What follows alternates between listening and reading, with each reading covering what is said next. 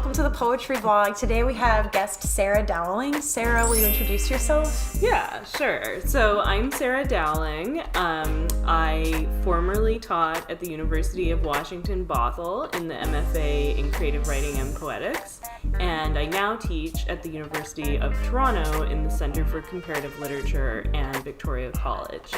As you know, I am a poet and a scholar of contemporary poetry, and my scholarly work focuses on poetry that uses more than one language. Okay, cool. Thank you. Sure. And I met Sarah through your class on Berlant. Yeah. Right? Like a while ago. I was recommended to work under you at some point because people are like, well, Sarah is a hybrid poet scholar. So that was seen as enough, but you're also an amazing mentor. So thank you. And I'm really excited to have you here. And when I reached out to Sarah a while ago to be on it, we didn't have a defined topic, but then I was reading your book. What's the full title again? The full title is Translingual Poetics, Writing Personhood Under Settler Colonialism. Awesome. And it makes like a really unique intervention, I think, in these kinds of conversations on decolonial work because it looks at contemporary poetry and it supposes translingualism as opposed to neoliberal multiculturalism or multilingualism. So I was reading the introduction on the plane to conference number 4 and I was like, oh, this is like a perfect explanation of like a really difficult concept through a pop culture reference and also like alternatives to that, so we're not just critiquing. Right. So this is our first episode where we have a scholar poet explain a term through pop culture references, so please comment below and let us know how it went so we have an idea. So Sarah, can you talk a little bit about, this is a big ask, everyone, how you define neoliberal multiculturalism and multilingualism through that Coca-Cola ad? And you can start by maybe contextualizing the Coca-Cola ad and we'll go from there.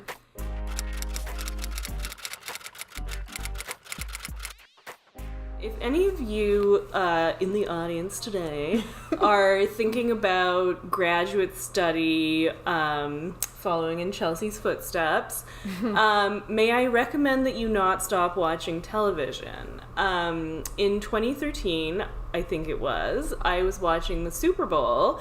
And you were actually watching the Super Bowl? I really was.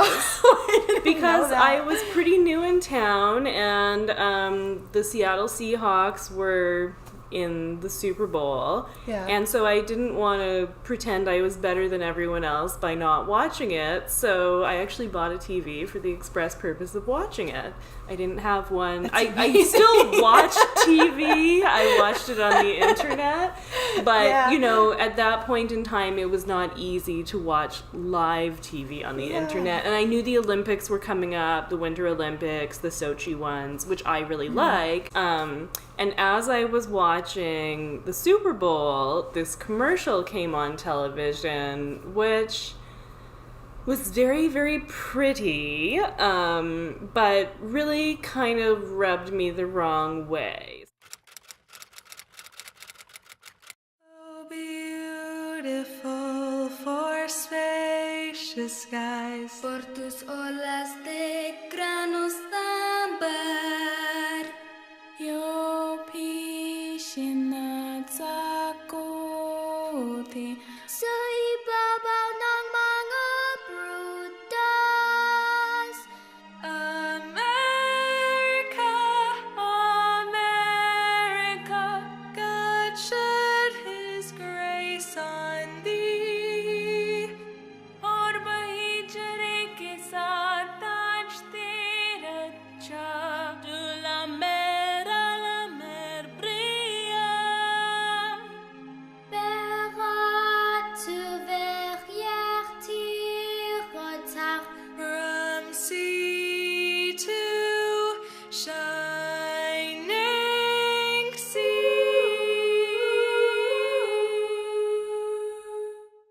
You know, I was working on this project on poetry that uses more than one language, so I was kind of interested in what other representations of multilingualism were out there. it kind of stuck in my mind because it seemed like a pretty unique one, and there is a very long history of translating not only America the Beautiful, but also the national anthem, often like through the State Department and through other kind of branches and agencies of the federal government, as a way to sort of promote positive engagement, patriotism, sometimes to promote particular kind of foreign engagements, as it were.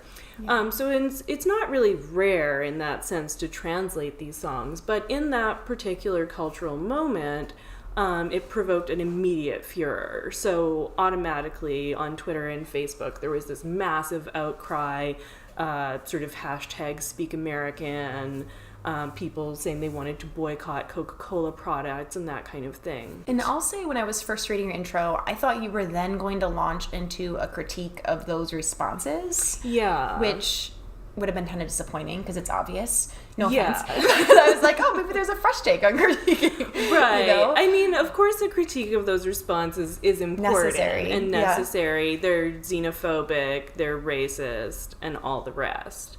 But, you know, these advertisements that are supposed to spark these kind of intentional controversies, I don't think are so innocent either. Yeah. They are harnessing diversity in favor of a very corporate agenda.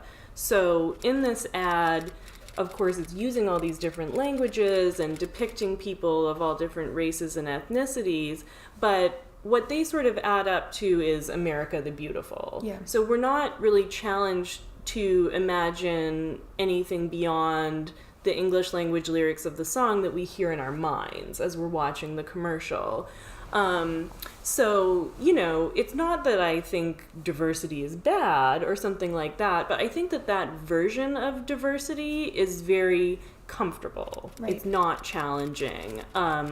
It works in service of capitalism, of U.S. patriotism, and I think there's this really strange way in which it sort of tries to make diversity or make difference seem more palatable by feminizing it and equating it with beauty. So all the singers are these kind of teen and tween girls, and, you know, they're lovely children and they sing the song very well, so it's not to knock them or their skills, but the ways in which those skills are being harnessed to present this very simplistic message that, you know, we all love the same things.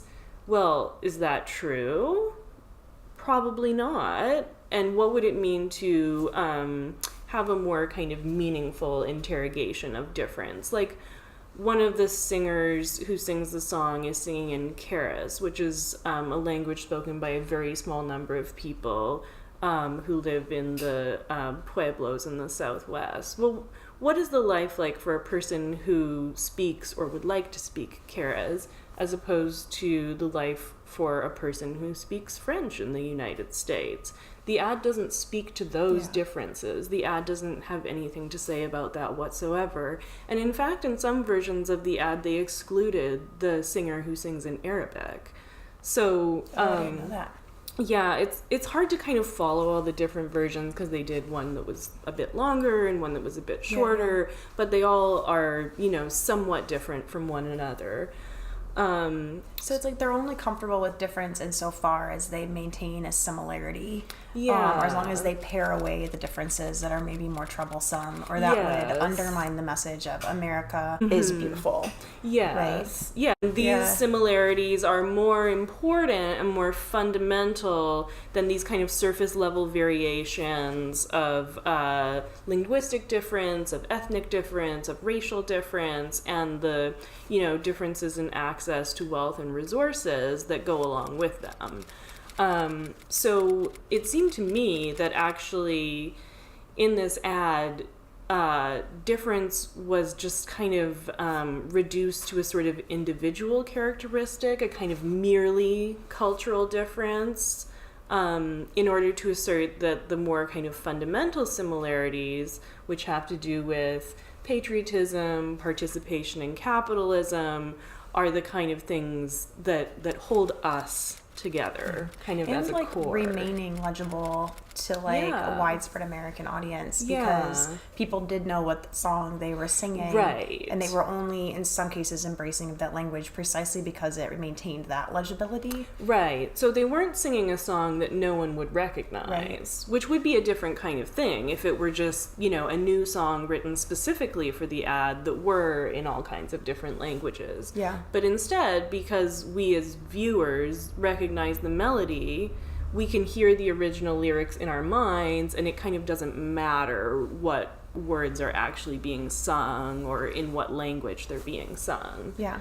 So I begin my book with the discussion of this ad as a way to sort of open up a conversation about multilingualism, about translingualism, about how do we sort of deal with difference, Yeah. and how does art deal with difference. Yeah.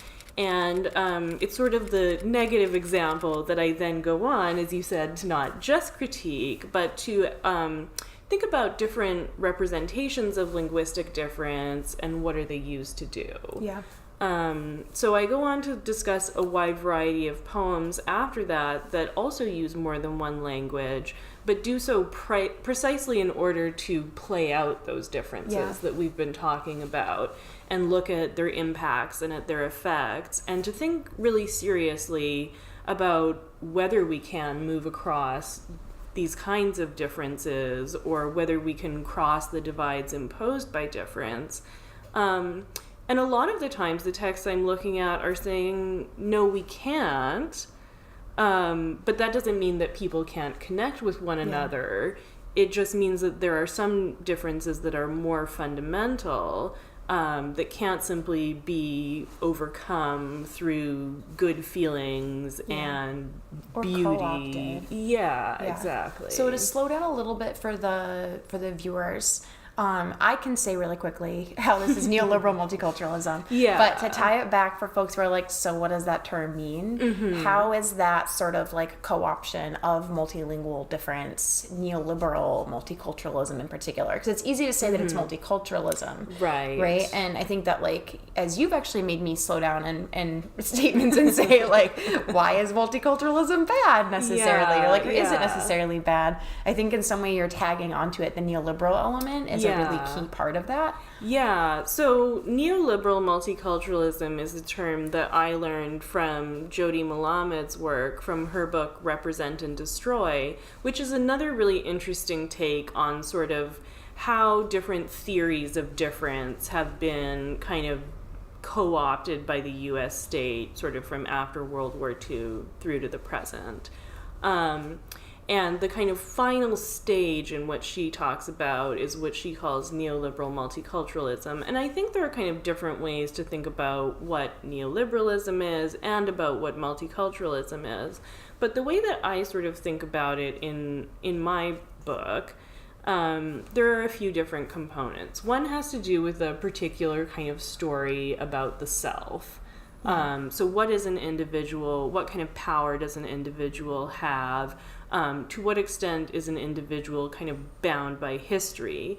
And under liberalism in general, but neoliberalism in particular, there's this idea that the self is sort of emancipated from history, disconnected from things that happened in the past, and sort of has the power to kind of be their own engine and control their own destiny. Right.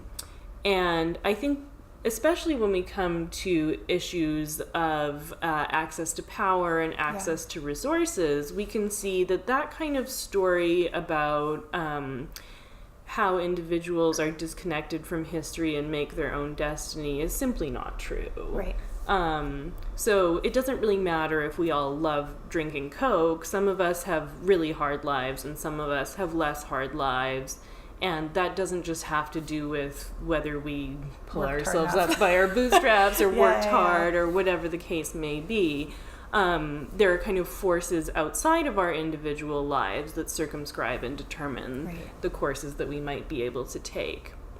And I think there are some very interesting ways in which we can see this playing out with language. So for some people who are bi or multilingual, their ability to speak more than one language is regarded as really laudable and really important. So when you think about people who want to put their kids in second language schools or preschools, or have a nanny who speaks Mandarin or Spanish to mind them, to teach them that language, that's one way in which we see bi or multilingualism being very highly valued in our culture, usually as kind of a skill that will help you get ahead. And it's seen as like a sort of self-governing, like that part of the, like, they were disciplined enough to transcend their like historical or singular status in order to like get ahead. And that's part of what marks their like moments of success in a global market. Like that's what marks their entry to being like one of the higher ups in a corporation that has a more global facing base. So speaking more than one language for that kind of person sort of marks you out as a good global citizen, as very highly skilled in business, as having these unique and flexible skills that will really set you apart from the competition. Now, that is usually what holds true for people who speak English as a first language, or speak English with native proficiency, with what we often call no accent, which is really just a kind of East Coast American accent that's not ethnically marked. Now, of course, the case is very different for people who speak English with a non-native speaker's accent, or who speak a regional or ethnic variation of English, or for people who simply don't speak English very well. In other words, people who are native speakers of other languages. They tend to be viewed with a great deal of suspicion, and their linguistic skills are generally not regarded as something that works in their favor, but rather as something that holds them back. And it's also another example of when, in the inverse, it's seen that their lack of self-governance, or their like unwillingness or inability to work hard enough at disciplining their body to learn like proper English and speak it fluently. That's right. Within a national context is like laziness. Right. Or it's like rude, or it's ignorance. Even treasonous at times. We've seen a number of recent cases where translators have actually been prosecuted for terrorism I didn't know that. as part of their job performance. Yeah, there's a really interesting article by Emily Apter about this phenomenon. So we can see that, in fact, speaking more than one language, as much as it is sometimes regarded as a sort of especially great skill in a global economy, is often at the same time regarded as, an especially great weakness and a sort of demerit on one's very value as a person. Right. And it's sort of exemplary of neoliberalism, right? Yeah. Because it like reveals the illusory elements of neoliberalism. Right. Like it sort of lays bare the myth that it's about self-determination or about being able to become like prolifically productive in various areas. And it sort of marks the conditions of your acceptance within a culture, your ability to like survive well in a culture as not being necessarily self-determined, right? By the fact that like to be really cliche, like Mr. Corporate who can speak like 3 other languages in addition to English is seen as the ideal head of a corporate company because he's a good global citizen and he's like made that happen for himself. Whereas like the person who's maybe immigrant or not, but their first language isn't English and they don't speak English in a way that's like considered nationalistically fluent. Right? Is seen as like not self-governing enough, even though like they're just operating in different conditions. Right? Yeah, I think that's a good way of putting it. So even though the CEO and the person who cleans the bathroom might speak the same number of languages and perhaps with equivalent levels of fluency, depending on which one or depending on their individual positionings vis-a-vis English, they're going to be accorded very different values and very different positions in the world. Right. So part, and you can tell me if I'm misinterpreting. Sure. But part of what struck me about your analysis of the Coca-Cola ad is that you seemed to notice how this was emblematic of when this like myth of neoliberalism was being used to seem quite liberal. Yeah. When actually it was pushing a pretty like normal agenda for the most part. Yes. Right? Yeah. And the fact that it kind of provoked such a controversy, I think also illustrates that. It's certainly an ad that is in favor of diversity. It's an ad that is sort of pluralistic, let's say. It celebrates difference. Yeah. But it does so within such a narrow and circumscribed frame that, you know, it really struck me as a kind of key example of how narrowly difference must be defined in order to be acceptable. So, you know, if these girls were saying almost anything else in these other languages, it would just be incoherent. Right. But because they are singing the tune of America the Beautiful and guzzling Coca-Cola, Right. then that's okay. And like Malaman's argument would be, and I think that you're making too, is it's precisely through making difference acceptable in a certain multicultural context. Yes. That like the cultural violences of trying to eliminate different cultural differences becomes like acceptable.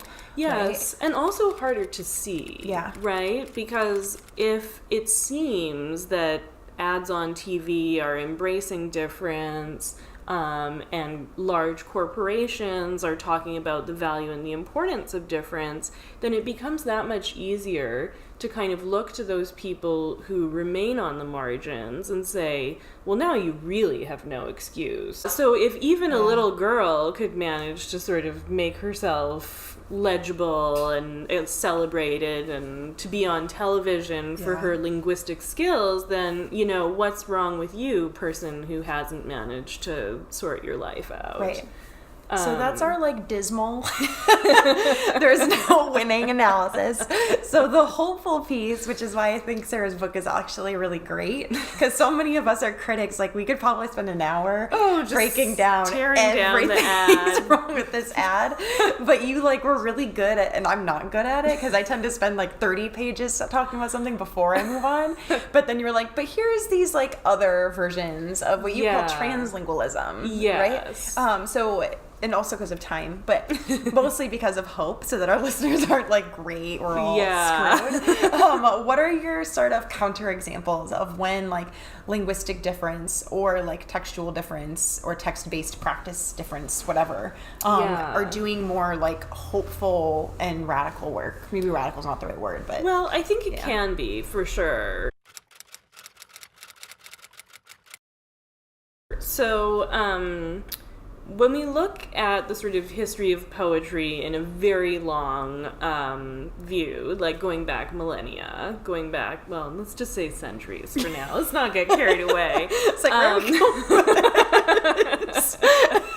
There are lots of examples of poems that use more than one language with all kinds of different agendas that run the gamut from, you know, sort of celebrations of the state to celebrations of love to celebrations of all the rest. Anything a poem can talk about, it can talk about in more than one language. And there are lots of historical genres that do that.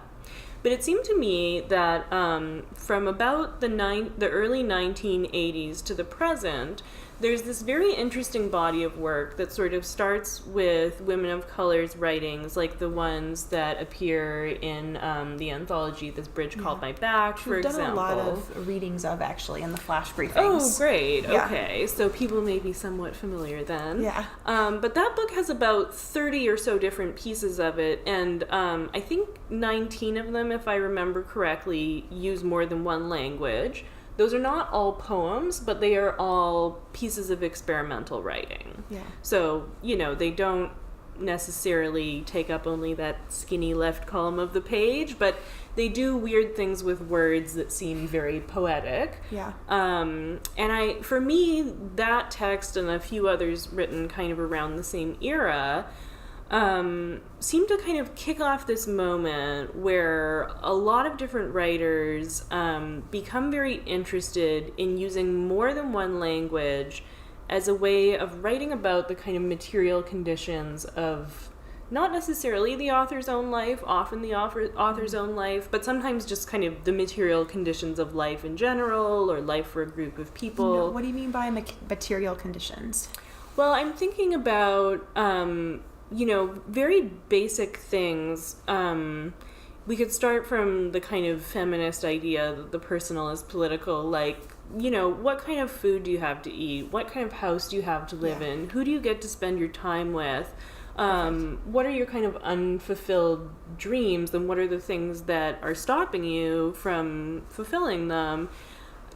Pieces of writing that describe these kind of very basic things in a person's life, but that do so in ways that seem to kind of challenge a straightforward sense of simple solutions to those problems. And often, it seemed to me, where that kind of challenge to a simplistic explanation was coming up, it was through these shifts between languages that were kind of pointing to other kinds of unbridgeable gaps, other kinds of difficulty, things for which there were no simple solution, that need very complex explanations. Yeah. The use of more than one language seemed to be a good way of indicating why it wasn't just a matter of, change one simple thing and the problem will go away. Yeah.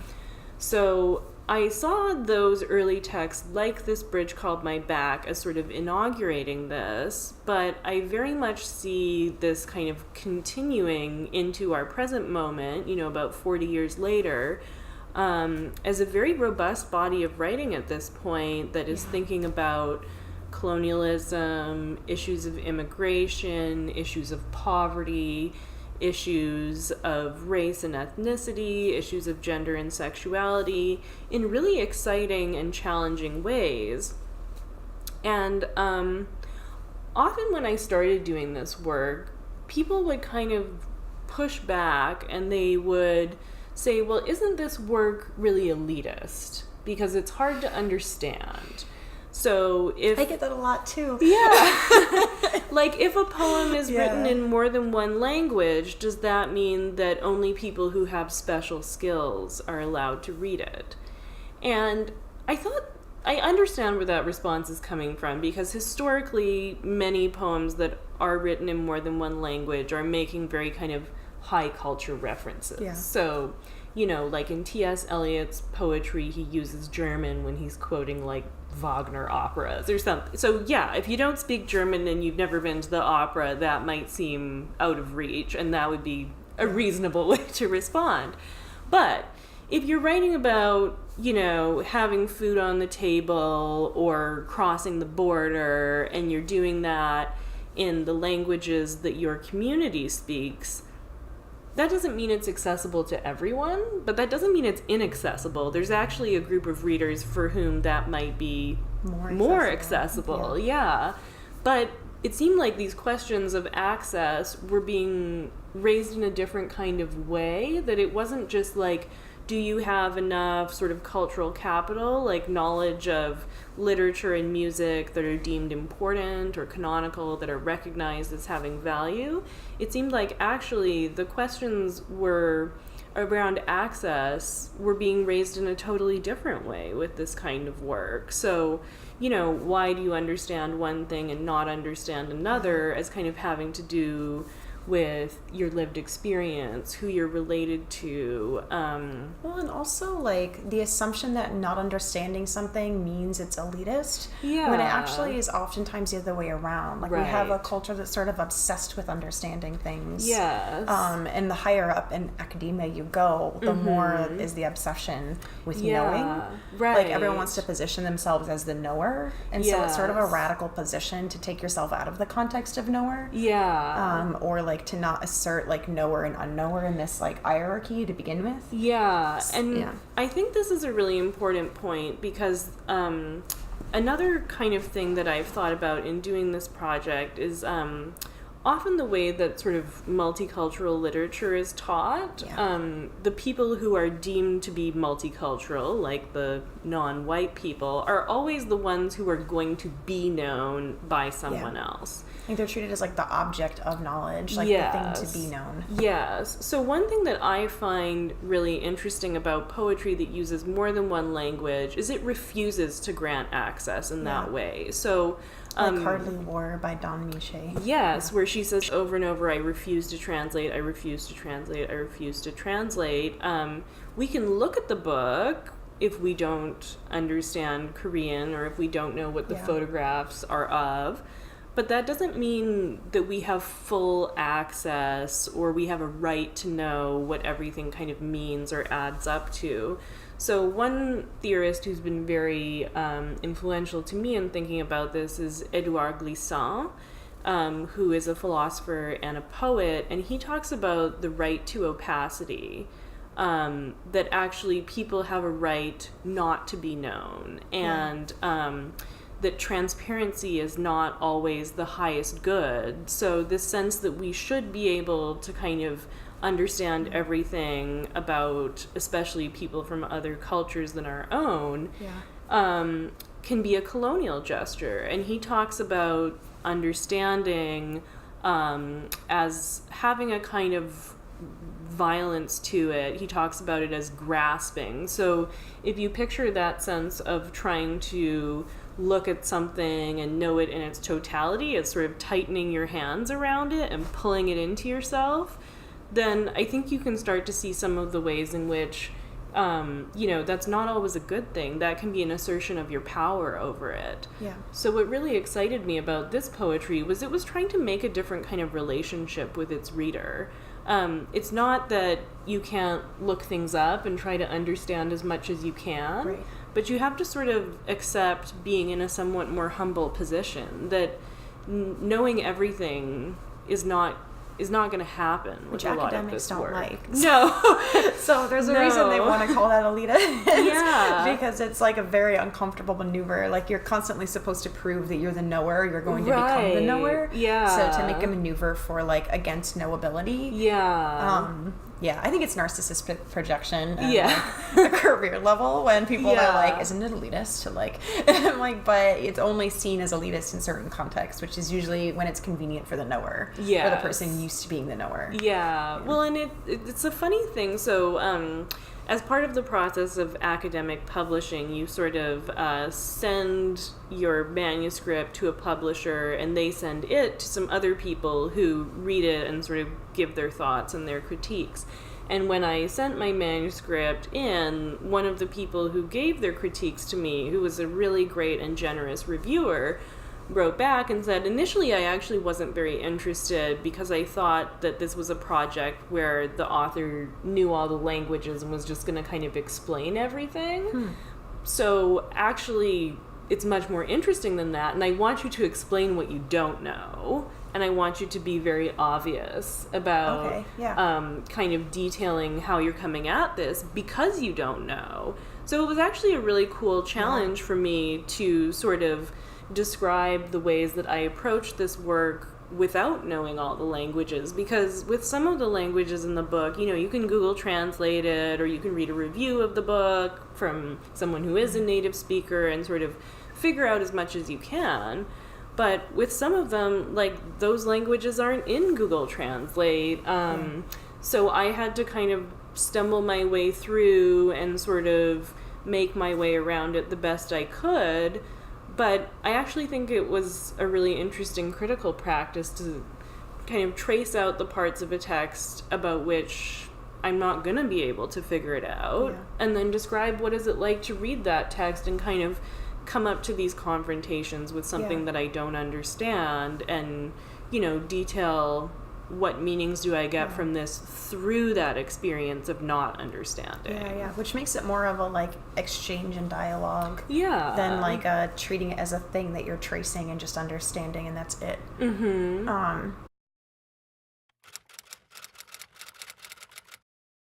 throw out a few names and also have images go up of people that you would recommend folks read if they're interested in this type of work as opposed to the Coca-Cola ad.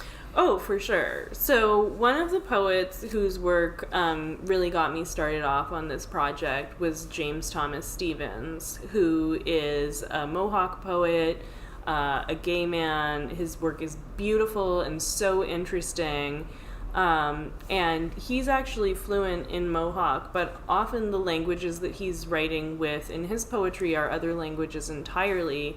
And he's really interested also in doing some collaborative work with other Indigenous poets like Carolyn Sinabayana, and kind of going back and forth between Indigenous languages in ways that sort of, think really differently about what kind of possibilities for transformation exist kind of between different Indigenous nations without having to kind of take a white settler colonial perspective as kind of a mediating term. Yeah. So his work is really fascinating to me. Norbese Phillips' work is really fascinating to me. She is a Tobagonian Canadian poet. She's been writing for decades, and her writing is so beautiful. And in the book that I talk about in this project, Zong, which some of you may be familiar with, it's quite well known, she uses these English language historical texts and then cuts them apart through various procedures in order to recover the languages spoken by West African people who had been enslaved and brought onto this one particular ship called the Zong, which is where the book's title comes from. So she kind of goes through a historical archive that excludes these other languages, but finds them within it nonetheless. So she's able to recover really important histories through that kind of imaginative procedure. Another poet who I talk about in the book is Myung-Mi Kim. Her work is really amazing. And she's a writer who does speak Korean, which is her native language, but she writes with Korean kind of in the knowledge that, her higher education was accomplished in English. So she has one kind of literacy and fluency in English and another in the language that is her first or her native language. So looking at the kind of differentials between those two, the way she does in her work is really fascinating. So those are three of the people who kind of launched me into the project and whose writing still very much excites me. So a good reading list for a lot of you that are like, so what do I read if I can't watch the Coca-Cola ad? That's like an equivalent. If I can't sit in my bedroom enjoying the Coca-Cola ad for hours. Yeah. So this caps off our discussion of neoliberal multiculturalism in the framework of multilingualism and translingualism, and the possibilities of from poets that Sarah engages with to be less violent. And I'm thinking in particular about the kind of cheesy slogan of the vlog, which is the hope is not just a feeling but a call to action. Mm-hmm. And one reason I think about that is because I think sometimes we want to cling to idealistic sort of abstract, ironically, things that we call hope, like this kind of blind multiculturalism that don't require us to act any differently or do much different. So something I liked about your intro is there is a sort of call to act and think differently, if that makes sense, and poetry was intervening there. So that was that conversation today. Please subscribe. I'd like to eventually get my own URL for the blog. That would be great on YouTube. And of course, it's helpful to hear if this was helpful or not. So if you have questions, you're like, I still don't get what neoliberal multiculturalism is, I will reply to comments and keep sussing it out. And as always, you can follow on Instagram, Twitter, still Chelsea Grimmer. There's the website. All the links are scrolling below. You've got it. You're fine. You're all social media savvy. To that end, if you want to hear more about Sarah's work, Entering Sappho, which is great, tune in to the next episode because that'll be a part 2, and that one's much shorter. All right. Thanks again, Sarah. Thanks for having me. Bye, everyone. Bye.